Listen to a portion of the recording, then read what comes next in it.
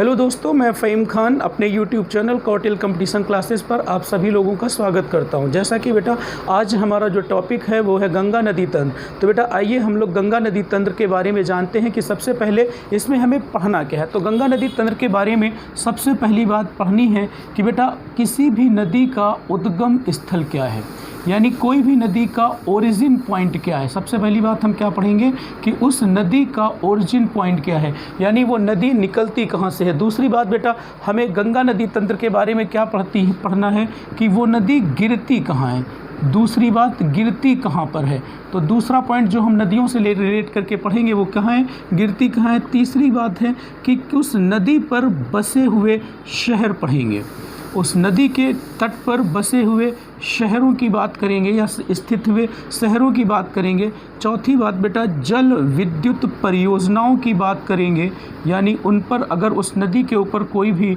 जल विद्युत परियोजना है हम उसकी बात करेंगे। और बेटा हम लोग क्या पढ़ेंगे, डिस्प्यूट्स भी पढ़ेंगे, यानी उस नदी को लेकर के क्या कोई डिस्प्यूट्स हैं। और बेटा उस नदी के बारे में अगर हम करंट से रिलेट करके पूछेंगे तो बेटा डिस्प्यूट के साथ साथ हम पढ़ेंगे कि जो हमारी गवर्नमेंट ऑफ इंडिया है यानी भारत सरकार, इस भारत सरकार का नदियों को लेकर के किसको बेटा नदियों को लेकर क्या पॉलिसी है, हम इन बातों को लेकर क्या नीतियां हैं, इन बातों का भी जिक्र करेंगे। तो बेटा हम लोग क्या पढ़ने चल रहे हैं, गंगा नदी तंत्र आज का हमारा टॉपिक है। और किसी भी नदी तंत्र को पढ़ने से पहले सबसे पहले हम ये बताना चाहते हैं कि बेटा हमें पढ़ना क्या है। किसी भी नदी को पढ़ना है तो सबसे पहले क्या जानना है, उस नदी का ओरिजिन पॉइंट क्या है, वो नदी गिरती कहाँ है। तीसरी बात उस नदी पर, उस नदी के तट पर बसे हुए जो इम्पोर्टेंट शहर हैं उनकी बात करेंगे। और यहाँ तक बात करेंगे कि अगर किसी भी नदी के ऊपर कोई शहर बसा हुआ है, क्या उस शहर की कोई इम्पोर्टेंट बात है। जैसे कि बात करें बेटा गंगा की एक सहायक नदी है जिसका नाम है रामगंगा। रामगंगा पर बसे हुए दो शहर हैं, एक तो मुरादाबाद और दूसरा बरेली है। अब बेटा मुरादाबाद पीतल के बर्तनों के लिए फेमस है, बरेली किस लिए फेमस है बेटा, जैसा कि आपको पता होगा बांस उद्योग के लिए प्रसिद्ध है, माचिस उद्योग के लिए प्रसिद्ध है, एंड सो ऑन। और भी चीज़ों को देखेंगे, रिलेट करके पढ़ेंगे। जल विद्युत परियोजना, जैसे हम गंगा की ही बात करें तो गंगा पर बनी हुई जो सबसे बड़ी जल विद्युत परियोजना है या डैम है बेटा वो टिहरी बांध है, टिहरी बांध। तो टिहरी डैम इसी गंगा नदी के ऊपर बसा हुआ। डिस्प्यूट्स बेटा बात करेंगे, जैसे सिंधु नदी को लेकर के बेटा भारत और पाकिस्तान के बीच में डिस्प्यूट था। 1960 में World Bank as a mediator के रूप में जब काम किया तो बेटा इंटरनेशनल कोर्ट ऑफ जस्टिस के द्वारा 1960 में सिंधु नदी के विवाद को सुलझाया गया। तो ऐसे बेटा इन नदियों पर अगर कोई विवाद है तो बेटा हम उस चीज़ को भी पढ़ेंगे। और सबसे इम्पॉर्टेंट बात आज की जो होगी, इन नदियों को लेकर के क्या हमारी भारत सरकार की कोई पॉलिसी है, भारत सरकार क्या कर रही नदियों को लेकर के, तो उन बातों को भी करंट से रिलेट करके पढ़ेंगे। तो आइए बेटा हम लोग स्टार्ट करते हैं आज का टॉपिक गंगा नदी तंत्र। जानते हैं गंगा नदी तंत्र के बारे में।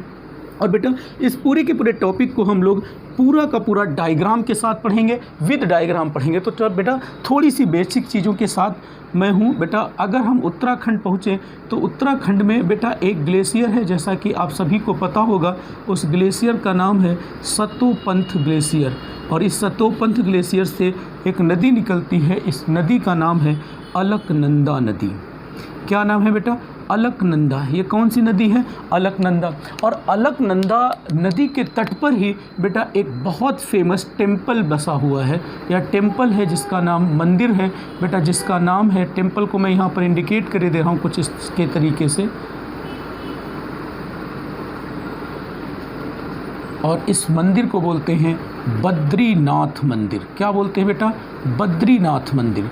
तो बद्रीनाथ मंदिर कहाँ है, याद रखना बेटा, ये जो बद्रीनाथ मंदिर है ये बेटा अलकनंदा नदी के तट पर या नियरेस्ट टू बद्रीनाथ मंदिर, या बेटा हम सतोपंथ की ग्लेशियर की लोकेशन की बात करें तो कहाँ है, बद्रीनाथ मंदिर के पास में। या हम ऐसे कह सकते हैं कि जो अलकनंदा नदी है उसी के तट पर क्या बसा है, क्या स्थित है बेटा, बद्रीनाथ मंदिर है। अब बेटा अगर हम इस तरफ बात करेंगे तो ये ऊपर टोटल क्या है, हिमालय पर्वत है, हिमालय पर्वत। और हिमालय पर्वत से कई नदियां आकर के इससे मिलती हैं। सबसे पहले जो अलकनंदा की सहायक नदी है बेटा उसका नाम क्या है, ये बेटा पहली बात है अलकनंदा कई प्रयाग बनाती है। तो सबसे पहला प्रयाग है, इसको बेटा हम लोग बोलते हैं विष्णु प्रयाग। और इसमें जो नदी आकर के मिलती है उस नदी का नाम है Dhauli Ganga.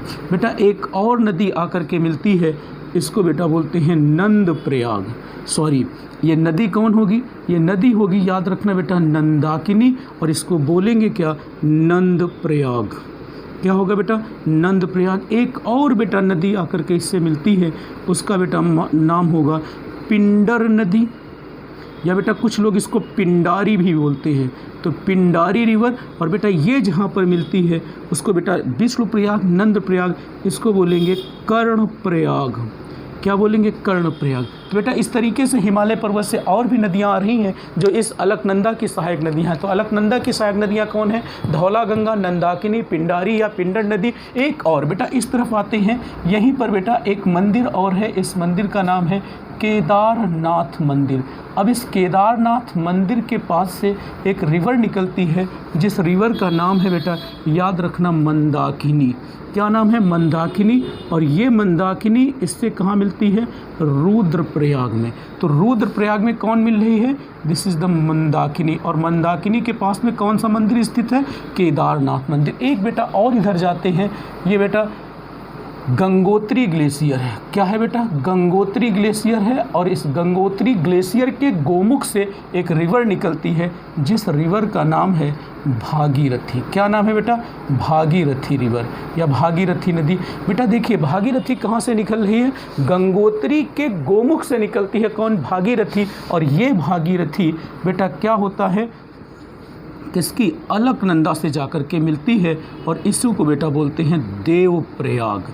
This is the very very most important है, यहीं से आपको जानना है। अब बेटा थ्योरी को समझ लेते हैं क्या है। तो बेटा सबसे पहले जानते हैं अलकनंदा नदी के बारे में। अलकनंदा कहाँ निकलती है? अलकनंदा उत्तराखंड के सतोपंथ ग्लेशियर से निकलती है, और इसी अलकनंदा नदी के पास में क्या स्थित है? बद्रीनाथ मंदिर के पास क्या है? सतोपंथ ग्लेशियर है, और यहीं से अलकनंदा निकलती है। और अलकनंदा जब ये आगे बढ़ती है तो इसका पानी आगे लेकर के, जैसे ही ये नदी आगे बढ़ती है तो बेटा एक और प्लेस पड़ता है जिसको हम क्या कहते हैं? विष्णु प्रयाग। और इस विष्णु प्रयाग पर आकर के, यानी इसी हिमालय पर्वत से एक और नदी चली आ रही जिसका नाम है धौली गंगा। धौली गंगा क्या होगा? इसकी ट्रिब्यूटरी होगी, यानी इसकी सहायक नदी होगी, और ये जहाँ पर मिलती है उसको क्या बोलते हैं? विष्णु प्रयाग। आपसे क्वेश्चन क्या पूछा जाता है बेटा? यहाँ पर करे दे रहा हूँ, आप लोगों को दिख रहा होगा, अगर विष्णु प्रयाग, तो क्वेश्चन पूछा जाता है कि ये जो विष्णु प्रयाग है ये किन दो नदियों का संगम है? तो विष्णु प्रयाग किन दो नदियों का संगम है? तो बेटा एक तो ये अलकनंदा आ रही, और दूसरी कौन है?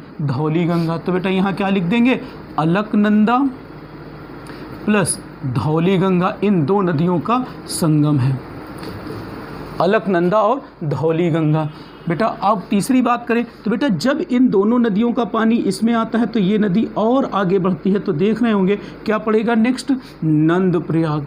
अब ये नंद प्रयाग, आपसे क्वेश्चन पूछ लिया जाएगा कि नंद प्रयाग किन दो नदियों का संगम है? तो नंद प्रयाग जिन दो नदियों का संगम है उसका नाम होगा बेटा, एक तो होगा बेटा कौन? अलकनंदा, और दूसरी कौन होगी? नंदाकिनी। तो एक कौन है? अलकनंदा है, और दूसरी है बेटा नंदाकिनी। यानी हम कह सकते हैं कि जो नंद प्रयाग है वो नंद प्रयाग अलकनंदा और नंदाकिनी का क्या है? संगम है। और तीसरी बेटा बात अगर हम करेंगे तो तीसरा क्या है बेटा? कर्ण प्रयाग। तो कर्ण प्रयाग किन दो नदियों का संगम है? अगर बेटा हम कर्ण प्रयाग की बात करें तो ये भी बेटा अलकनंदा प्लस अलकनंदा और कौन होगी? पिंडर नदी। कौन है? पिंडर नदी। और इसके बाद में बेटा देखिए विष्णु प्रयाग हो गया, नंद प्रयाग, कर्ण प्रयाग, इसके बाद क्या है? रुद्र प्रयाग। क्या है बेटा? रुद्रप्रयाग। और ये रुद्रप्रयाग किन दो नदियों का संगम है? तो आप देख रहे होंगे रुद्रप्रयाग अलकनंदा और किसका? मंदाकिनी का संगम है। और लास्ट बेटा क्या होगा? Devprayag. This is the very very most important है देवप्रयाग। और देवप्रयाग जिन दो नदियों का संगम है वो हैं अलकनंदा और बेटा कौन है लास्ट की? लास्ट की होगी भागीरथी। बस बेटा यहीं तक हमें पहुंचना था। अब बेटा देखिए क्या है, अभी देखिए गंगा का कहीं पर मैंने जिक्र नहीं किया, अभी सिर्फ इतनी बातों का जिक्र किया है कि जो अलकनंदा है कहाँ से निकलती है? सतोपंथ ग्लेशियर से निकलती है। इसकी पहली सहायक नदी धौला गंगा। धौली गंगा जो कहाँ पर मिलती है? विष्णु प्रयाग में। दूसरी नंद प्रयाग में कौन सी मिलती है? नंदाकिनी। तीसरी कर्ण प्रयाग में कौन मिलेगी? पिंडारी या पिंडर। और बेटा रुद्र प्रयाग में कौन सी मिल रही है? मंदाकिनी नदी। और लास्ट है बेटा देव प्रयाग। और इस देव प्रयाग में क्या है? अलकनंदा और भागीरथी का संगम। किसका बेटा? ये अलकनंदा और भागीरथी भागीरथी का संगम है देवप्रयाग। और बेटा याद रखना ये जो अलग देवप्रयाग क्या है, अलकनंदा और भागीरथी का संगम है। अब बेटा ये जो दोनों नदियां हैं जब ये आगे बढ़ेंगी तो इस नदी को गंगा के नाम से जाना जाएगा। किस नाम से जाना जाएगा? गंगा के नाम से जाना जाता है। और बेटा याद रखना गंगा वास्तव में क्या है? गंगा वास्तव में अलकनंदा और भागीरथी का सम्मिलित रूप है जो कहाँ मिलेगी? देवप्रयाग में बेटा गंगा का निर्माण होता है। कैसे होता है? आप लोग हमारी बात को समझ पा रहे होंगे कि अलकनंदा और भागीरथी का सम्मिलित रूप है कौन? गंगा। यानी गंगा कहाँ है? देवप्रयाग में अलकनंदा और भागीरथी जब दोनों नदियों का संगम होता है, आगे बढ़ती हैं एक धारा में, और बेटा इस नई नदी का जो नेम होगा ये होगा गंगा। और याद रखना बेटा गंगा इस संगम के बाद में क्या होता है? मैदानी भागों में प्रवेश कर जाती है। सीधे सीधे हम क्या कहेंगे? गंगा क्या है? मैदानी भागों में प्रवेश कर जाती है, एंट्री कर जाती है। तो अब बेटा आप लोग जान पाए होंगे गंगा नदी के बारे में। तो बेटा अभी तक मैंने इतनी ही बात बताई कि गंगा क्या है। गंगा भागीरथी और अलकनंदा का सम्मिलित रूप है और इसके अलावा कुछ नहीं। फाइनली हम लोग यही पढ़ते हैं कि गंगा नदी का ओरिजिन पॉइंट क्या है? गंगा नदी का ओरिजिन पॉइंट है उत्तराखंड में गंगोत्री ग्लेशियर के गोमुख से निकलती है कौन? गंगा। मगर फाइनली याद रखना बेटा वो गंगा न होकर के कौन है? भागीरथी है। और भागीरथी बेटा कहाँ से निकलती? मगर बेटा इसी नदी को आगे जब ये अलकनंदा और देवप्रयाग आपस में मिलती हैं, दोनों का संगम बनता है, दोनों का पानी आगे मिलता है, तो बेटा इसी का एक नया नाम पड़ता है जिसको हम लोग गंगा कहते हैं। और ये मैदानी भागों में इसके बाद प्रवेश कर जाती है। तो बेटा अब हम जानेंगे कि गंगा नदी क्या है, गंगा के बारे में और डिटेल्स में जानते हैं। बेटा ऐसी बात हमारे समझ से आपको समझ में आ रही होगी। इन केस अगर किसी भी बच्चे को कोई बात हमारी समझ में ना आए तो एक छोटी सी रिक्वेस्ट है, आप बेटा हमारे कमेंट बॉक्स में जाकर के कमेंट ज़रूर करें और पूरी कोशिश होगी इंशाअल्लाह कि हम आपकी बातों को सुलझा पाएँ और आपकी समस्याओं का सल्यूशन दे पाएँ। क्यों? और इसलिए मैं बोल रहा हूँ बेटा अभी हमारे में कमेंट्स बहुत आते नहीं, इसलिए बेटा हम आपके कमेंट्स का जवाब जरूर देंगे। तो इसके बाद हम बात करते हैं गंगा। गंगा के बारे में पहले कुछ बेसिक इन्फॉर्मेशन जान लेते हैं कि गंगा क्या है, फिर डायग्राम के बाद में जानते हैं। तो गंगा क्या है? Ganga longest river of India. क्या है बेटा? गंगा जो है भारत की सबसे लंबी नदी है। गंगा के बारे में सबसे पहला पॉइंट क्या है? भारत की सबसे लंबी नदी है, longest river of India. Bharat की सबसे लंबी नदी है बेटा। अगर ये भारत की सबसे लंबी नदी है तो इसकी जो लेंथ है, ये लेंथ बेटा याद रखना 2525 किलोमीटर है। गंगा क्या है? भारत की सबसे लंबी नदी है और इसकी लेंथ है 2525 किलोमीटर। बेटा नेक्स्ट बात करें, इसका ओरिजिन आपने जान ही लिया होगा कहाँ है। बेटा दूसरी बात अगर हम बात करें, इस गंगा को self purifying river, self purifying river, स्वतः स्वच्छ होने वाली रिवर, होने वाली नदी भी कहा जाता है। क्यों कहा जाता है जान लेते हैं। बेटा गंगा क्या है? सेल्फ प्योरीफाइंग रिवर भी है। और क्यों है जान लेते हैं, क्यों इसे सेल्फ प्योरीफाइंग रिवर कहा जाता है। याद रखना बेटा जो गंगा है, इस गंगा में एक गंगा नदी के जो पानी है बेटा ये सड़ता भी नहीं है, ख़राब भी नहीं होता। आप देखते होंगे बेटा गंगा नदी हमारे धर्म से रिलेट करती है। भारत जैसे देशों में बेटा क्या होता है, गंगा जल के रूप में हम इसके पानी को यूज़ करते हैं। बट बेटा देखा होगा उसके बॉटल में, बड़े बड़े पीपों में, ड्रम में इसके पानी को भर करके बेटा सेल तक किया जा रहा है। और देखा होगा कभी भी गंगा का पानी ख़राब नहीं होता। और उसका रीज़न क्या है? गंगा नदी के पानी में बेटा याद रखना एक वायरस पाया जाता है जिसका नाम है बैक्टीरियोफेज। क्या करता है? बैक्टीरियोफेज। तो बैक्टीरियोफेज नाम का एक वायरस पाया जाता है। और ये इस वायरस का काम क्या है? इस वायरस का काम है किलिंग ऑफ बैक्टीरिया। ये क्या करता है? जो बैक्टीरिया है इस बैक्टीरिया को किल कर देता है, मार देता है। और इससे क्या है, जो डिसॉल्व ऑक्सीजन है, इसमें जो डिसॉल्व ऑक्सीजन होगी बेटा, इस डिसॉल्व ऑक्सीजन की जो मात्रा है वो बढ़ती जाएगी। अगर बेटा पानी में घुले हुए ऑक्सीजन की मात्रा बढ़ेगी तो यकीन जान लो वो पानी कभी भी ख़राब नहीं हो सकता। तो हम सीधे सीधे क्या बताएंगे कि अगर ऑक्सीजन की मात्रा हो ज़्यादा होगी तो बेटा उस पानी में, अब बेटा ऑक्सीजन की मात्रा ज़्यादा है तो आप ये समझिए कि पानी वो ख़राब होगा ही नहीं, सड़ेगा ही नहीं, ख़राब ही नहीं होगा। तो फिश की मात्रा ज़्यादा होगी, फिश की मात्रा ज़्यादा होगी तो हम फाइनली कह सकते हैं कि बेटा डॉल्फिन की मात्रा। और डॉल्फिन को बेटा आपको पता है बेटा राष्ट्रीय जलीय जीव भी कहा जाता है। ये क्या है? भारत का राष्ट्रीय जलीय जीव भी है। तो डॉल्फिन की मात्रा भी ज़्यादा होगी। और क्यों बेटा? ये बैक्टीरियोफेज नाम का वायरस है जो गंगा नदी के पानी में पाया जाता है। इसका काम क्या है? ये इस पानी में मौजूद जितने भी बैक्टीरिया होते हैं उनको मार देता है, ख़त्म कर देता है। और ख़त्म करने से इसका रिजल्ट होता है, यानी जो पानी में घुले हुए ऑक्सीजन है उस ऑक्सीजन की मात्रा बढ़ती जाती है और बढ़ेगी। तो बेटा याद रखना वो पानी कभी ख़राब नहीं हो सकता। इसीलिए बेटा यही रीज़न है कि गंगा को हम सेल्फ प्योरीफाइंग रिवर भी कहते हैं। और बेटा अगर हम बात करें, अगर इस गंगा नदी का अपवाह तंत्र बात करें कि गंगा नदी का जो अपवाह तंत्र है कितने राज्यों में है, तो बेटा याद रखना इसका जो अपवाह तंत्र है, अपवाह तंत्र जो है मेन, इसका जो फैलाव है वो भारत के 5 राज्यों में है। कितने में है?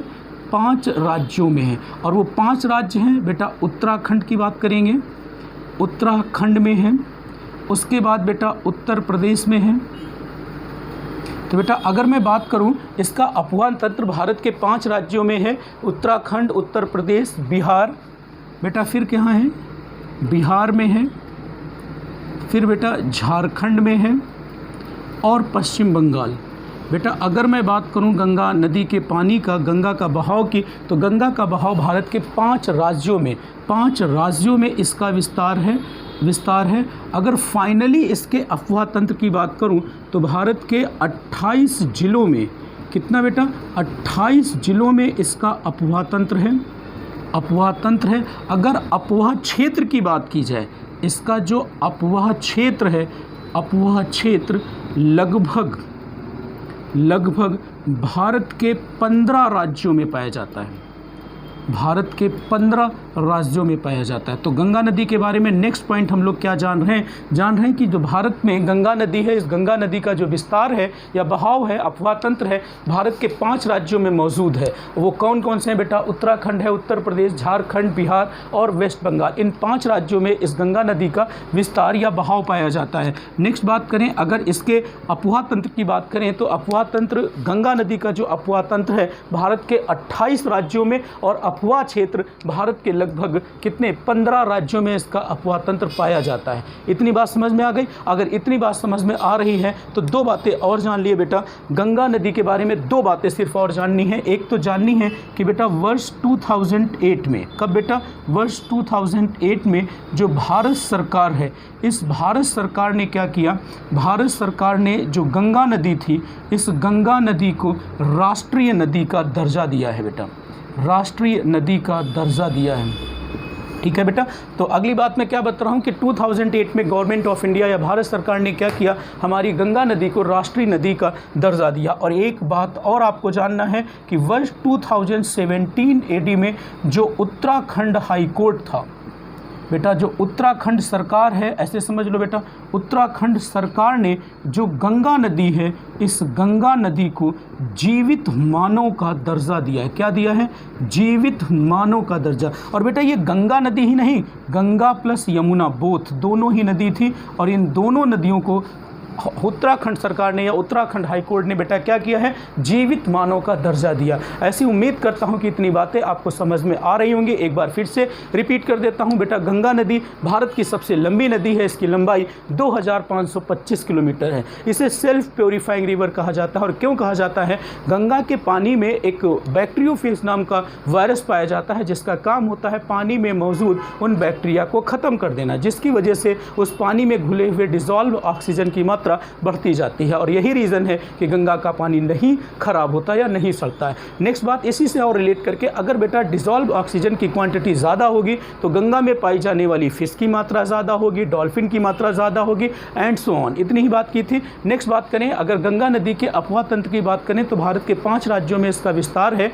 उत्तराखंड, उत्तर प्रदेश, झारखंड, बिहार, झारखंड और वेस्ट बंगाल। इन 5 राज्यों में इसका विस्तार है। और नेक्स्ट बात करें कि भारत के 28 जिलों में इसका अपवाह तंत्र पाया जाता है, जबकि गंगा नदी का जो अपवाह क्षेत्र है लगभग 15 राज्यों में, भारत के 15 राज्यों में इसका विस्तार मिलता है। और 2008 में भारत सरकार ने हमारी गंगा नदी को क्या किया, राष्ट्रीय नदी का दर्जा दिया, जबकि 2017 में उत्तराखंड सरकार ने क्या किया है, गंगा नदी और यमुना नदी इन दोनों ही नदियों को बेटा क्या किया है, जीवित मानव का दर्जा दिया। ऐसी उम्मीद करता हूं कि आपको हमारी बात समझ में आ रही। आगे बेटा हम गंगा नदी के डायग्राम की चर्चा करते हैं कि गंगा नदी का डायग्राम क्या। इसके अलावा भी बेटा अभी बहुत सी चीज़ें हैं, हम लोग डिस्कस करते हैं आने वाले समय में। तो नेक्स्ट हेडिंग बेटा गंगा नदी का हम डायग्राम की बात कर लेते हैं कि गंगा नदी का डायग्राम क्या है। चलिए बेटा जानते हैं गंगा नदी के डायग्राम को। देखिए बेटा हमने अभी अभी बात की थी कि देवप्रयाग में क्या होता है, गंगा नदी बनती है, कैसे उसका निर्माण होता है। अलकनंदा और भागीरथी नदियाँ दोनों देवप्रयाग में संगम में आती हैं, यानी दोनों नदियाँ आपस में मिलती हैं और उस संगम का नाम बेटा क्या होगा, या उस प्रयाग का नाम क्या होगा, जिसको हम लोग कहेंगे देवप्रयाग। और देवप्रयाग के आगे जैसे ही गंगा आगे बढ़ेगी बेटा, मैं यहाँ पर अगर बना दूँ, ये क्या है, देवप्रयाग इसका नाम दिए दे रहा हूँ। और यहीं पर बेटा क्या हो रहा है, इस देवप्रयाग पर मैं ऊपर छोटा छोटा लिखे भी दे रहा हूँ ताकि आपको हमारी बात समझ में आ जाए। ये क्या है, देवप्रयाग। और देवप्रयाग क्या है, अलकनंदा और बेटा कौन है, भागीरथी। इन भागीरथी का संगम है और जैसे ही दोनों नदियां मिलेंगी एक नई नदी का जन्म होगा, जिसको हम क्या कहेंगे, गंगा नदी। बेटा इसी को हम लोग क्या कह रहे हैं, गंगा नदी। बेटा एक मिनट, ये हमारी गंगा नदी हो गई। और बेटा गंगा नदी की एक ब्रांच, एक वितरिका बोलते हैं। बेटा एक चीज़ जान लेते हैं, इसकी सहायक नदी क्या होती हैं, सहायक नदी और वितरिका में अंतर क्या होता है। इसको बोलते हैं डिस्ट्रीब्यूटरी, इसको बोलते हैं ट्रिब्यूटरी। तो बेटा सहायक नदी और वितरिका में मतलब क्या होता है, सहायक नदियाँ वो नदी होती हैं जो किसी ओरिजिन पॉइंट से या किसी ऊंचे स्थल से चली हों, जो गंगा में आकर के मिल गई हों। और बेटा वितरिका क्या हुई हो, जो गंगा से एक शाखा के रूप में, एक ब्रांच के रूप में अलग हुई हो, जो दोबारा कभी गंगा से आकर के न मिले या किसी नदी से न मिले, उसको हम क्या बोलेंगे, वो उसकी वितरिका है। और बेटा ये गंगा वेस्ट बंगाल में जब पहुँचती है, या बेटा बंगाल की खाड़ी में गिरने से पहले, मैं इतनी बात रख रहा हूं कि ये गंगा क्या करेगी, बंगाल की खाड़ी में गिरने से पहले 3 वितरिकाओं में टूटेगी। कितने में, 3 वितरिकाओं में। इसकी एक वितरिका कहां जाएगी, बांग्लादेश चली जाएगी। और बेटा ये बांग्लादेश में पद्मा के नाम से जानी जाती। पहला क्वेश्चन आपसे यही बन जाता है कि गंगा को बांग्लादेश में किस नाम से जाना जाता है। तो याद रखना, जो गंगा नदी है बांग्लादेश में, यही गंगा नदी किसके नाम से, पद्मा के नाम से जानी जाती है। दूसरी बात बेटा, इसकी एक ब्रांच इस तरीके से क्या होगा, हुगली नदी के नाम से। किसके नाम से, हुगली के नाम से। बेटा कहाँ होगी, वेस्ट बंगाल में बहेगी। और इसकी एक नदी ब्रह्मपुत्रा के साथ मिलकर, किसके साथ, ब्रह्मपुत्रा के साथ मिलकर गंगा ब्रह्मपुत्र के, ऐसे बेटा ऊपर से ब्रह्मपुत्र आएगी और ये ब्रह्मपुत्र के साथ मिलकर क्या करेगी, गंगा ब्रह्मपुत्र के, बेटा अगर ना दिख रहा हो तो बेटा हमारी बात को सुन लेना, गंगा ब्रह्मपुत्र के विशाल डेल्टा का निर्माण करती है। और इसी को बेटा सुंदरवन का डेल्टा कहते हैं। इसे क्या कहते हैं, सुंदरवन का डेल्टा भी कहते हैं। चलिए इसके बारे में हम लोग और भी चीज़ें जानेंगे। इतना जाना है कि गंगा देवप्रयाग के बाद में बेटा ये क्या है, मैदानी भागों में प्रवेश कर जाती। कहाँ प्रवेश कर गई है, गंगा मैदानी भागों में प्रवेश कर जाती है। और प्रवेश करने के बाद बेटा जब ये वेस्ट बंगाल में गिरती है तो 3 वितरिकाओं में डिवाइड होती है। एक बांग्लादेश में पद्मा के नाम से जानी जाएगी, दूसरी वेस्ट बंगाल में हुगली के नाम से जानी जाएगी, और तीसरी इसकी शाखा बेटा वेस्ट या बंगाल की खाड़ी में बे ऑफ बंगाल में क्या करेगी, ब्रह्मपुत्र के साथ मिलकर के गंगा ब्रह्मपुत्र के विशाल डेल्टा का निर्माण करेगी, जिसे हम सुंदरवन का डेल्टा भी कहते हैं। इतनी बात हमारी समझ में आ रही होगी। तो इसके बाद बेटा इस गंगा पर बसे हुए अगर हम शहरों की बात करेंगे, जैसे हम पहले शहर की बात कर ले तो बेटा इस पर जो पहला शहर है, इसके बाद तो हम वो देखेंगे तो आपको शहर मिलेगा ऋषिकेश। कौन है, ऋषिकेश। दूसरा शहर की बात करेंगे तो बेटा हम हरिद्वार की बात करेंगे, और तीसरे शहर की बात करेंगे तो हम लोग कन्नौज की बात करेंगे। अब बेटा ऊपर क्या है, ऊपर बेटा अभी मैंने बताया था यहाँ सब क्या है, हिमालय पर्वत है, हिमालय माउंटेन्स है। तो हिमालयन माउंटेन से एक ऐसे नदी निकल करके आ रही होती है जो गंगा की बेटा अगर जब हम ऐसे जाएंगे तो गंगा की ऊपर की नदियाँ कौन हैं? लेफ्ट साइड की। ऊपर की कौन है? लेफ्ट साइड की। और बेटा इधर नीचे की कौन होंगी? This is the right side. तो गंगा की लेफ्ट हैंड की पहली सहायक नदी है रामगंगा। कौन है बेटा? रामगंगा। रामगंगा क्या है? रामगंगा गंगा की लेफ्ट साइड की पहली सहायक नदी है। और इस रामगंगा पर दो इम्पॉर्टेंट शहर हमें पढ़ने हैं और बेटा उन दोनों के नाम क्या हैं? एक का होगा मुरादाबाद। एक कौन है बेटा? मुरादाबाद, आप लोग जानते होंगे मुरादाबाद। और दूसरा शहर है बेटा बरेली। हम एक एक का डिस्कशन करेंगे पहले डायग्राम के साथ। तो बेटा पहली बात क्या हमने जानी, यानी जो गंगा है उस गंगा की सहायक नदी कौन है? रामगंगा। और रामगंगा कन्नौज के पास किससे आकर के मिल जाती है? किससे आकर के मिल जाती है बेटा? कन्नौज के पास गंगा से आकर मिल जाती। आगे बढ़ेंगे, एक और शहर पढ़ेंगे जिसका नाम होगा कानपुर। और बेटा ये गंगा नदी इसी कानपुर में सबसे गंदी हो जाती है, सबसे गंदी हो जाती है। मगर खैर आगे हम लोग पढ़ेंगे। इसके बाद जो नेक्स्ट शहर है वो इलाहाबाद कह दो या बेटा प्रयागराज आज की डेट में कहोगे, क्योंकि अब इसका नाम क्या है? प्रयागराज। बेटा एक और ऊपर से नदी इधर से निकल रही होती है। बेटा ये दिख रहा है, दिख रहा होगा बेटा, ये एक ग्लेशियर है। इस ग्लेशियर का नाम है यमुनोत्री। क्या नाम है? यमुनोत्री। एक उत्तराखंड में प्लेस पड़ता है जिस प्लेस का नाम है बंदरपूंछ। तो इस बंदरपूंछ के पास एक ग्लेशियर जिसका नाम है यमुनोत्री। और इस यमुनोत्री यहाँ से एक रिवर निकलती है इस तरीके से, और इस रिवर का नाम है यमुना रिवर। क्या नाम है बेटा? यमुना रिवर। और बेटा यमुना रिवर क्या है? जो यमुना नदी है ये गंगा की सबसे बड़ी सहायक नदी है, जो कहाँ से निकलती है? उत्तराखंड में एक प्लेस, एक ग्लेशियर है जिसका नाम है यमुनोत्री। प्लेस कौन है? बंदरपूंछ। तो बंदरपूंछ के पास यमुनोत्री ग्लेशियर से निकलती है कौन बेटा? गंगा। नेक्स्ट बढ़ेंगे और आगे बढ़ेंगे, कई प्लेस पढ़ेंगे। तो नेक्स्ट प्लेस पड़ेगा गाजीपुर। गाजीपुर। अब बेटा यहाँ पर जाएंगे ऐसे ऐसे ऐसे, बेटा यहाँ पर देखेंगे एक नदी ऐसे बह करके आ रही होती है। इस नदी का नाम होगा गोमती नदी। कौन है? गोमती नदी। अब बेटा गोमती नदी पर बसे हुए अगर हम शहर की बात करेंगे तो दो इम्पॉर्टेंट शहर हैं और एक ऐसे ही है। तो बेटा वो दो शहर कौन है? एक तो बेटा हम लोग लखनऊ पढ़ेंगे, दूसरा बेटा सुल्तानपुर को भी देखेंगे क्योंकि ये भी बसा हुआ है, और तीसरा बहुत इम्पोर्टेंट शहर है जिसका नाम है जौनपुर। जौनपुर कहाँ बसा हुआ है? जौनपुर भी बेटा इसी के पास बसा हुआ। किसके पास? किस पर बसा हुआ है? गोमती नदी पर। और गोमती नदी निकलती कहाँ? इसका ओरिजिन पॉइंट कहाँ है बेटा? उत्तर प्रदेश का एक ज़िला है पीलीभीत, और पीलीभीत में एक झील है जिस झील का नाम है फुलहर लेक। तो फुलहर लेक से निकलती है। आपसे यहीं पर एक क्वेश्चन पुटअप कर लिया जाता है कि गंगा की लेफ्ट हैंड की कौन सी सहायक नदी है जो हिमालयन माउंटेन से नहीं निकलती? तो बेटा क्या क्वेश्चन पूछा जाता है? गंगा की लेफ्ट हैंड की कौन सी सहायक नदी है जो बेटा कहाँ से नहीं निकलती? जो बेटा हिमालयन माउंटेन से नहीं निकलती। हिमालयन माउंटेन से ना निकलने वाली नदी कौन है? गोमती नदी है। ये गंगा की लेफ्ट हैंड की या गंगा की एकमात्र सहायक नदी लेफ्ट हैंड की है जो बेटा हिमालयन माउंटेन से ना निकल के किससे निकल रही है? फुलहर झील से। और ये फुलहर झील कहाँ है? पीलीभीत में। नेक्स्ट आगे बढ़ेंगे, एक प्लेस आपको और पड़ेगा यहाँ पर जान लेते हैं छपरा, फिर पड़ेगा पटना। तो बेटा छपरा में एक नदी और आकर के मिलती है और उस नदी का नाम है बेटा घाघरा नदी। और घाघरा नदी कैसे क्या चलती है? देखो बेटा हिमालयन माउंटेन से ऐसे चलती है बेटा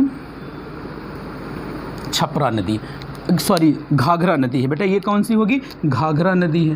तो बेटा इसका नाम हम यहीं पर लिखे देते हैं घाघरा नदी।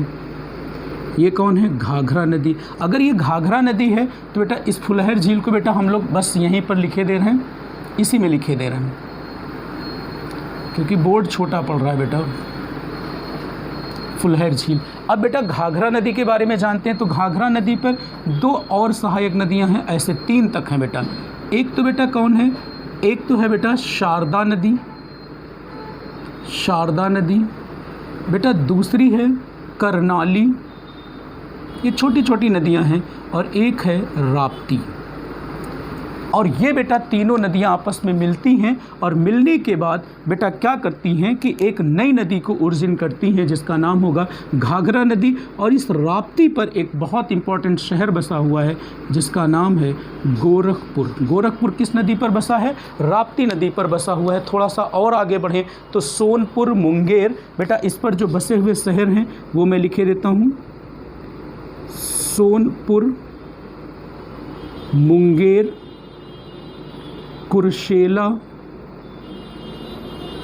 बेटा कौन कौन से शहर हैं? सोनपुर, मुंगेर, कुर्सेला, और इसके बाद में एक और है गोदारी घाट। गोदारी घाट, गोदारी घाट, ठीक है। अब बेटा देखिए इस पटना, बेटा नीचे अगर जाएंगे राइट साइड पर, यहाँ पर इस तरीके से अमरकंटक की पहाड़ियाँ हैं। ये क्या है बेटा?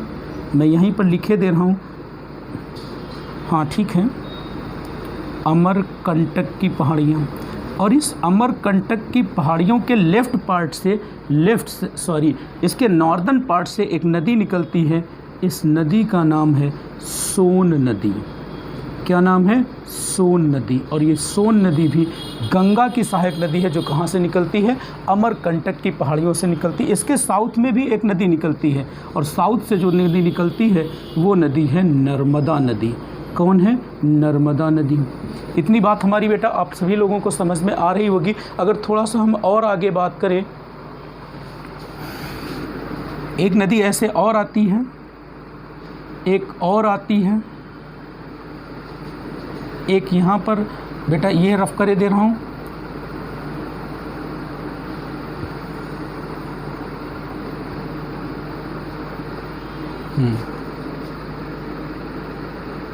इसको बोलेंगे कोशी नदी। समझिएगा बेटा, कोशी नदी। और कोशी नदी को जो नेपाल है, नेपाल में अरुण नदी के नाम से जाना जाता है। किससे नाम से? अरुण नदी के नाम से जाना जाता है। और बेटा ये जहाँ से निकलती है यहीं पर 7 ब्रांचेस में टूटती है। जिस ग्लेशियर से निकलती है या 7 छोटे छोटे ग्लेशियर से निकलती है, 7 ब्रांचेस में टूटती है। इनमें से जो इसके 3 ग्लेशियर हैं या जो 3 ब्रांचेस हैं, इन इंडिया में आ जाती हैं, 3 इंडिया में, और 4 ब्रांच इसकी, कितनी? 4 ब्रांच ये बेटा नेपाल चली जाती हैं। आपको बस क्या जानना है कि जो कोसी नदी है, कोसी नदी का जो ओरिजिन पॉइंट है, कोसी नदी का जो ओरिजिन पॉइंट है वो बेटा गोसाई धाम ग्लेशियर है। कौन है बेटा? गोसाई धाम। मैं इधर लिखे दे रहा हूँ, गोसाई धाम ग्लेशियर है ये बेटा, गोसाई धाम ग्लेशियर है जहाँ से ये निकलती है, गोसाई धाम ग्लेशियर है। अब आप जानिए बेटा ये एक रिवर और है, इसका नाम है गंडक और इसका नाम होगा बूढ़ी गंडक। और एक नदी और है जो इधर बेटा ऐसे मान लो ये दार्जिलिंग की पहाड़ियाँ हैं। कौन है बेटा? वेस्ट बंगाल में या झारखंड में जाकर के क्या पढ़ेंगी? दार्जिलिंग की पहाड़ियाँ हैं। और इन दार्जिलिंग की पहाड़ियों से एक नदी निकलती है जिस नदी का नाम होगा महानंदा। तो बेटा इस तरीके से हमने गंगा की सहायक नदियों को देख लिया। बेटा अब आप देखिए इस टॉपिक को और थोड़ा सा मन से पढ़ा जाए, समझा जाए तो गंगा के बारे में अभी तक हम लोगों ने क्या जाना है? समझिए बेटा, सिर्फ इतना जाना है कि देवप्रयाग में अलकनंदा और भागीरथी का संगम होता है और दोनों का जब संगम होता है तो एक जो दोनों नदियों का पानी जब एक धारा में होकर के बहता है तो बेटा उसी नदी को हम लोग एक नया नाम देते हैं जिसका क्या नाम है? गंगा। तो बेटा गंगा इस देवप्रयाग के बाद मैदानी भागों में प्रवेश करती है। गंगा आगे बढ़ती है, कन्नौज में हिमालय पर्वत से एक नदी बह करके चली आ रही जिसका नाम क्या है? रामगंगा। अब बेटा एक एक चीज़ को मैं एक्सप्लेन कर रहा हूँ। रामगंगा कन्नौज के पास आकर के किससे मिल जाती है? गंगा से मिलती है। तो ये रामगंगा क्या है? गंगा, जो रामगंगा है वो गंगा की पहली लेफ्ट साइड की सहायक नदी है। अगर रामगंगा पर की बात करें तो रामगंगा पर बसे हुए 2 इंपॉर्टेंट शहर हैं, एक है मुरादाबाद और दूसरा है बरेली। अगर हम इन दोनों शहर की इंपॉर्टेंस की बात करें तो मुरादाबाद बेटा याद रखना पीतल नगरी कहा जाता है। पीतल के बर्तनों के लिए फेमस है, इसलिए गंगा मुरादाबाद को बेटा पीतल नगरी कहा जाता है, या फिर पीतल के बर्तनों के लिए फेमस। बरेली के बारे में बात करेंगे तो बेटा बरेली के बारे में बात करें तो बरेली के बारे में 2 ही 3 चीज़ फेमस हैं, जैसे ये बेटा माचिस उद्योग के लिए फेमस है, बांस उद्योग के लिए फेमस है। माचिस उद्योग, बांस उद्योग, एक बेटा सुरमा उद्योग होता है, तो सुरमा उद्योग के लिए भी फेमस है। आगे बढ़ेंगे बेटा, आगे बसेंगे कानपुर। बेटा याद रखना, इस पर पीतल नगरी होने की वजह से गंगा जो सबसे गंदी होना शुरू होती है, तो पीतल नगरी का जितना भी पानी होता है बेटा, और सारा का सारा पानी धीरे धीरे बेटा इस गंगा में आकर के समाहित होता जाता है, और यहीं से यानी कन्नौज से ही गंगा गंदी होना शुरू होती है। और बेटा जैसे ही कानपुर में पहुंचती है तो पता चलता है गंगा दुनिया की दूसरी सबसे गंदी नदी हो जाती है। और क्यों हो जाती है? कानपुर में बेटा मैक्सिमम या ज़्यादातर इंडस्ट्रियों का जो भी कचरा होता है, जो भी गंदगी होती है, वो सारा गंदगी और कचरा इसी कानपुर में बेटा इसी गंगा नदी के द्वारा बहा दिया जाता है। यही रीज़न है कि बेटा जैसे ही गंगा नदी कानपुर में प्रवेश करती है तो गंगा क्या हो जाती है? विश्व की दूसरी सबसे गंदी नदी, गंगा विश्व की दूसरी सबसे गंदी नदी हो जाती है। आगे बढ़ते बेटा, आगे इस पर बसा हुआ एक बहुत इंपॉर्टेंट शहर है प्रयागराज। बेटा या इसको हम लोग इलाहाबाद के नाम से भी जानते थे। बेटा याद रखना, इसका इलाहाबाद नाम जो था वो अकबर शासक ने रखा था, यानी जो मुगल एम्पायर अकबर था, अकबर ने रखा था। जबकि अभी हाल ही में हमारे chief minister mister Yogi Adityanath ji ने इसका नाम बदल कर नया क्या रखा है? प्रयागराज। तो प्रयागराज क्या है? प्रयागराज 3 नदियों का संगम है, और वो संगम कौन कौन है? गंगा, यमुना और सरस्वती। कौन कौन है? गंगा, यमुना और सरस्वती। बेटा जब हम इसके बारे में और डिटेल्स जानना चाहेंगे तो पता चला गया कि सरस्वती नदी अपने अस्तित्व को खो चुकी है, मगर बेटा हाल ही में जो एनडीए सरकार है, एनडीए सरकार का दावा है या उसने अपनी बात में रखा है कि बेटा जो सरस्वती नदी है वहाँ पर हम अपनी एक आर्टिफिशियल ब्रांच को क्रिएट करेंगे, वो ब्रांच सरस्वती के नाम से जानी जाएगी। इतनी बात, हमारी बात आपको समझ में आ रही होगी। और प्रयागराज में बेटा यमुनोत्री ग्लेशियर कहाँ है? उत्तराखंड में एक प्लेस है बंदरपूंछ, और इस बंदरपूंछ से एक नदी निकलती है जिसका नाम है यमुना नदी। और यमुना नदी ये गंगा की सबसे बड़ी ट्रिब्यूटरी है या सहायक नदी है। तो यमुना नदी के बारे में जान लिया। इसकी सहायक नदियों की बात अभी हम बाद में बात करेंगे, या नेक्स्ट वीडियो में करेंगे यमुना की सहायक नदियों की बात। तो सबसे पहले यहाँ पर क्या जान है? प्रयागराज में क्या है? गंगा की सबसे बड़ी जो सहायक नदी है यमुना यहाँ पर आकर के मिलती है। नेक्स्ट बात बेटा हम बात करते हैं और आगे बढ़ते हैं तो गाजीपुर पहुँचते हैं। गंगा पर एक इम्पॉर्टेंट शहर बसा हुआ है गाजीपुर। और बेटा ये गाजीपुर क्यों फेमस है? बेटा आप लोग हमारे वीडियो को सुन करके अपने नोट्स बनाएं। तो गाजीपुर क्यों फेमस है? गाजीपुर में जो हमारा उत्तर प्रदेश राज्य है, तो याद रखना ये जो उत्तर प्रदेश राज्य है, उत्तर प्रदेश राज्य की एकमात्र अफीम फैक्ट्री कहाँ पर है? बेटा इसी गाजीपुर में है। ये पीसीएस में कई बार क्वेश्चन बन चुका है कि उत्तर प्रदेश की एकमात्र अफीम फैक्ट्री कहाँ है? गाजीपुर। और बेटा याद रखना गाजीपुर में एक वायसराय था जिसका नाम था लॉर्ड कॉर्नवालिस। तो लॉर्ड कॉर्नवालिस की कब्र भी है। तो किसकी बेटा? लॉर्ड कॉर्नवालिस की कब्र भी है। किस पर? बेटा इसी गाजीपुर में। आगे बात करते हैं फुलहर झील। आपसे क्वेश्चन का नेचर मैंने बताया था कि कैसे क्वेश्चन पूछा जाता है। आपसे हो सकता है कभी कभी ऐसे पूछ लेता है कि फुलहर झील भारत के किस प्लेस पर है, किस राज्य में है? तो राज्य कौन है? उत्तर प्रदेश। पर्टिकुलर जिला कौन है? पीलीभीत। तो उत्तर प्रदेश के पीलीभीत जिले में क्या स्थित है? एक फुलहर झील है। और इस फुलहर झील से क्या निकलती है? कौन सी नदी? गोमती नदी निकलती है। और ये गोमती नदी बेटा गाजीपुर में किससे मिल जाती है? गंगा से मिलती है। तो गंगा की नेक्स्ट सहायक नदी कौन होगी? गोमती नदी। और इस गोमती नदी पर बसे हुए शहरों की बात करें तो शहरों में बेटा हम सबसे पहले लखनऊ की बात करते हैं। तो लखनऊ जानते ही होंगे बेटा, लखनऊ के बारे में मैं ये पार्ट रफ कर दे रहा हूँ ताकि मैं अपनी बात को और अच्छे से समझा पाऊँ। बेटा यहाँ पर बस ऐसे ही आर्टिफिशियल बेटा ऐसे ही बनाए दे रहा हूँ। और ये कौन है? यमुना नदी। बेटा इसके बारे में हम लोग कल बात करेंगे तो ज़्यादा बेहतर रहेगा, क्योंकि वीडियो बहुत लंबा हो जाएगा अगर हमने इसको भी उठा लिया। हम थोड़ा सा वीडियो को शॉर्ट करने की कोशिश, समझाने का पूरा कोशिश। बेटा अब देखो बेटा लखनऊ की बात करें। लखनऊ के बारे में बेटा बहुत ज़्यादा क्वेश्चन एग्जाम में नहीं बनाए जाते, बस इतना बनता है लखनऊ के बारे में।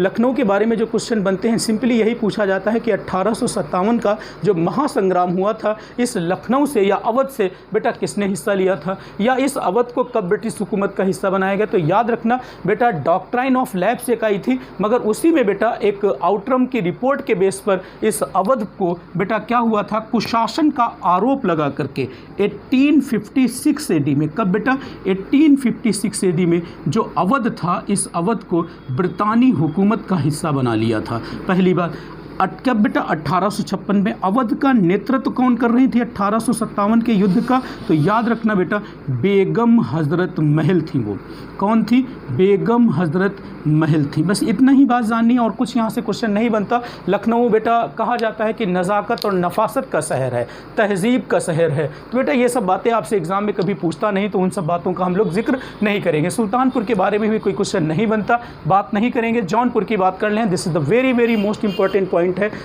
जौनपुर। तो बेटा सबसे पहला क्वेश्चन यहाँ पर जो बनता है, जौनपुर को बसाया किसने था, तो याद रखना बेटा जौनपुर को जो बसाने वाला शासक था वो एक तुगलक शासक था जिसका नाम था फिरोज शाह तुगलक। और फिरोज शाह तुगलक ने अपने चाचा किसका, जौना खां, या बेटा उसी का नाम था मोहम्मद बिन तुगलक। तो बेटा फिरोज शाह तुगलक ने, जौनपुर के बारे में जान लेते हैं कि फिरोज शाह तुगलक ने क्या किया था। फिरोज शाह तुगलक को बेटा पूरा ना लिख करके बस सिर्फ इतना लिख दें कि FST, फिरोज शाह तुगलक ने क्या किया है बेटा, जौना खां की याद में, जौना खां, या बेटा इसी को लिख दें MBT का मतलब मोहम्मद बिन तुगलक की याद में बेटा इस जौनपुर शहर की स्थापना की है।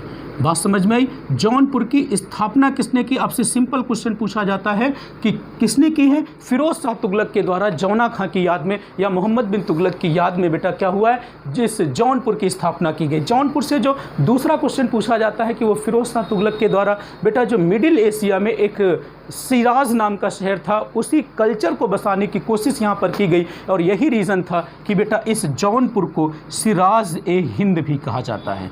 क्या कहा जाता है, सिराज ए हिंद कहा जाता है।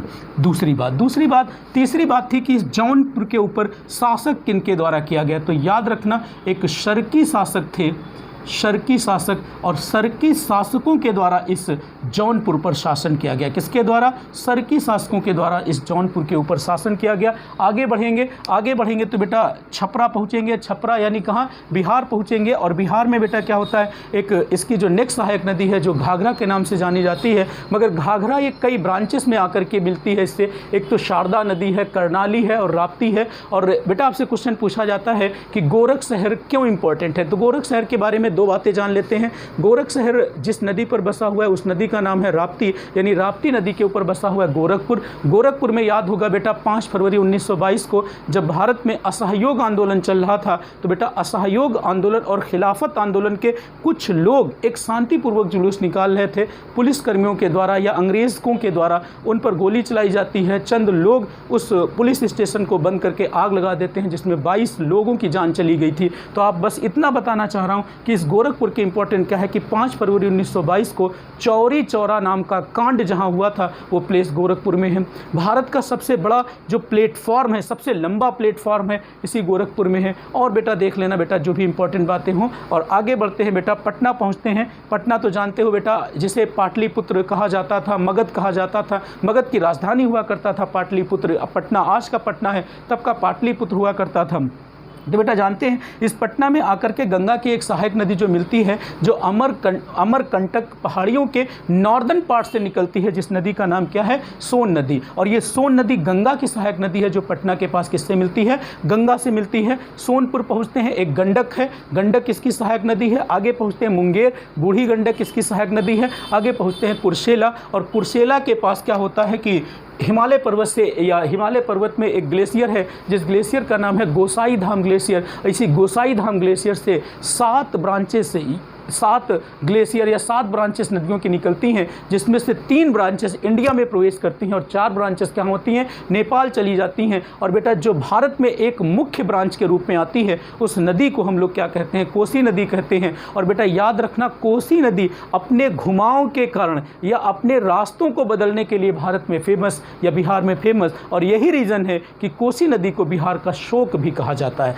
आगे बढ़ेंगे बेटा, गोदावरी घाट पहुँचेंगे। दार्जिलिंग पहाड़ियों से एक नदी निकलती है जिसका नाम है महानंदा। तो इतनी बात, ऐसी उम्मीद करता हूँ कि आप लोगों को समझ में आ गई होगी। गंगा नदी के बारे में थोड़ी सी और इन्फॉर्मेशन की बात करते हैं और जान लेते हैं। बेटा इस डायग्राम को मैंने एक्सप्लेन कर दिया, इन केस अगर कोई प्रॉब्लम हो। और बेटा एक बात और यहाँ पर जानना, गंगा कहाँ है? बंगाल की खाड़ी में गिरने से पहले 3 वितरिकाओं में टूटती है। एक वितरिका, इसकी जो एक डिस्ट्रीब्यूटरी है बेटा, सीधे बांग्लादेश चली जाती है। और क्वेश्चन यहीं से बनता है कि गंगा को बांग्लादेश में किस नदी के नाम से जाना जाता है? तो याद रखना, गंगा को बांग्लादेश में बेटा पद्मा के नाम से जाना जाता है। इसकी एक ब्रांच क्या होगी? बंगाल की खाड़ी में ब्रह्मपुत्र नदी के साथ मिलकर के बेटा क्या करेगी? गंगा ब्रह्मपुत्र के विशाल डेल्टा का निर्माण करेगी, जिसे बेटा हम सुंदरवन का डेल्टा कहते हैं। और याद रखना बच्चा, सुंदरवन का जो डेल्टा है ये दुनिया का सबसे ज़्यादा तेजी से बढ़ने वाला डेल्टा है। यही रीज़न है कि बेटा जो गंगा ब्रह्मपुत्र का डेल्टा है, इसके बेटा मेरे इसके पहले के 2 वीडियो में जाएंगे तो मैंने वहाँ पर बताया होगा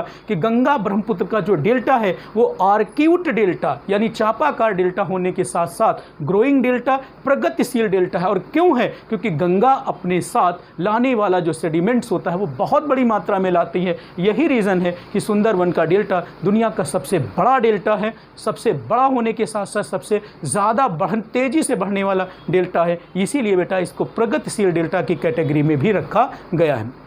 एक बात और जान लेना बेटा, यहीं से क्वेश्चन बनता भी है कि जो सुंदरवन का डेल्टा है, इस सुंदरवन के डेल्टा पर मैक्सिमम अधिकार भारत का है या बांग्लादेश का या म्यांमार का या बेटा इंडोनेशिया का? तो हम बात करें अगर इस सुंदरवन के डेल्टा का, तो बेटा याद रखना इस सुंदरवन के डेल्टा पर मैक्सिमम जो राइट्स है, जो अधिकार है, वो बांग्लादेश का है, ना कि इंडिया का। किसका है बेटा? बांग्लादेश का। बेटा नेक्स्ट बात, अगर हम और बात करें गंगा के बारे में तो जानते हैं बेटा कुछ और चीज़ों के बारे में। तो गंगा क्या है ये जान गए, गंगा की सहायक नदियाँ जान गए, इसके विस्तार जान गए। और थोड़ी सी बात करें तो गंगा का ओरिजिन पॉइंट क्या है? तो गंगा का ओरिजिन पॉइंट बेटा हम लोग भी वही बात करेंगे। तो गंगा निकलती कहाँ है? सबसे पहली बात, इसका उद्गम स्थल कहाँ है? गंगोत्री ग्लेशियर से। कहाँ से बेटा निकलती है? गंगोत्री ग्लेशियर से। इसका अगर मैं ओरिजिन पॉइंट की बात करूँ तो गंगोत्री ग्लेशियर से निकलती है। कहाँ गिरती है? गंगोत्री ग्लेशियर से निकलती है। पहली बात, गिरती कहाँ है? बंगाल की खाड़ी में गिरती है। बंगाल की खाड़ी में गिरने से पहले क्या करेगी? गिरने से पहले गंगा ब्रह्मपुत्र के विशाल डेल्टा का निर्माण करती है। विशाल डेल्टा का निर्माण करती है। नेक्स्ट बात अगर मैं बात करूं तो बेटा अगली बात मैं क्या बताऊंगा कि गंगा का जो बहाव क्षेत्र है वो उत्तर प्रदेश, भारत के 5 राज्यों में है। वो कौन कौन है? जैसा कि मैं पहले ही बता चुका हूं, उत्तराखंड, उत्तर प्रदेश, बिहार, झारखंड और वेस्ट बंगाल, यानी भारत के 5 राज्यों में इसका विस्तार पाया जाता है। थोड़ी सी अगर हम और बात करें तो बेटा इसके बारे में हम ये भी कह सकते हैं, क्या कह सकते हैं कि जो गंगा नदी है बेटा, गंगा नदी के बारे में हम ये भी कह सकते हैं कि इसकी सबसे ज़्यादा जो लंबाई है वो बेटा, इसकी मैक्सिमम जो लंबाई है वो बेटा किस राज्य में है? याद रखना उत्तर प्रदेश में ही है, 1150 किलोमीटर। बेटा गंगा की खाड़ी में गिरने से पहले क्या करती है? सुंदरवन के विशाल डेल्टा का भी निर्माण करती है। और सुंदरवन का डेल्टा भारत का सबसे बड़ा या विश्व का सबसे बड़ा ग्रोइंग डेल्टा है।